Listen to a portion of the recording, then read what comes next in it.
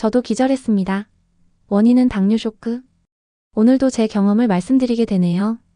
오늘은 우리의 생명을 위협하는 매우 위험한 상황, 바로 당뇨 쇼크에 대해 이야기해 보려 합니다. 혹시 길을 걷다 갑자기 쓰러지거나 운전 중 정신을 잃는다면 상상만으로도 끔찍하죠. 하지만 이것이 단순한 사고가 아닌 당뇨 쇼크로 인해 제가 겪은 실제 상황이었습니다. 어느 날 운전 중 잠시 정신을 잃은 적이 있습니다. 그날은 일이 밀려 있어 점심을 거르고 일을 했습니다. 늦은 오후 운전 중이었는데 순간 눈을 떠보니 제가 중앙선을 넘어 있었습니다. 다행히도 저는 길지 않은 시간 동안 기절했던 것 같습니다. 바로 병원을 찾으니 저혈당 쇼크였습니다. 지금도 그날 반대 차로에 차가 없었음에 감사하며 열심히 살아가고 있습니다. 다음 사례도 비슷합니다. 지난해 50대 남성 김 씨는 퇴근길에 갑자기 의식을 잃고 쓰러졌습니다. 다행히 주변 사람들의 빠른 대처로 병원으로 옮겨졌지만 진단 결과는 충격적이었습니다.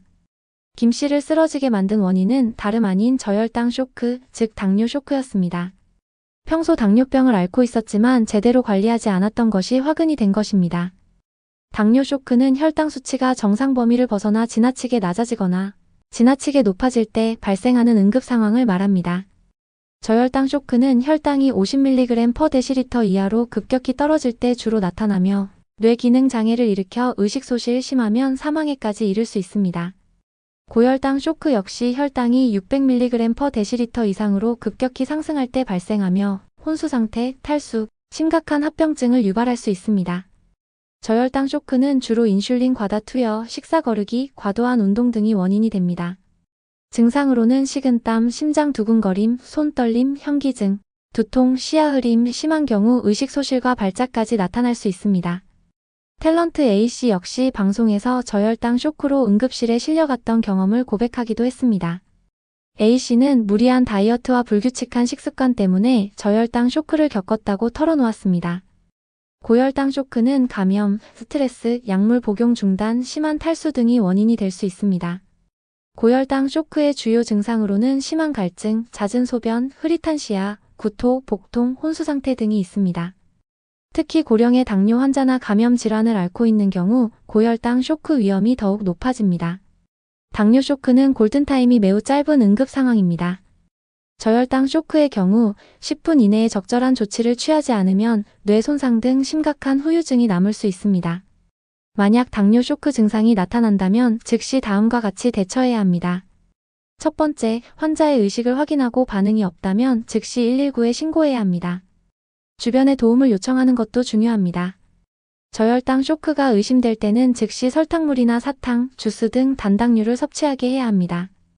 의식이 있다면 15에서 20g 정도의 탄수화물을 섭취하도록 돕고 15분 후 혈당을 다시 측정해야 합니다. 고혈당 쇼크가 의심될 때는 물을 충분히 마시게 하고 환자 스스로 인슐린 주사를 놓을 수 있다면 투여하도록 돕습니다. 하지만 고혈당 쇼크는 저혈당 쇼크보다 대처가 복잡하고 시간이 오래 걸리므로 반드시 의료진의 도움을 받아야 합니다.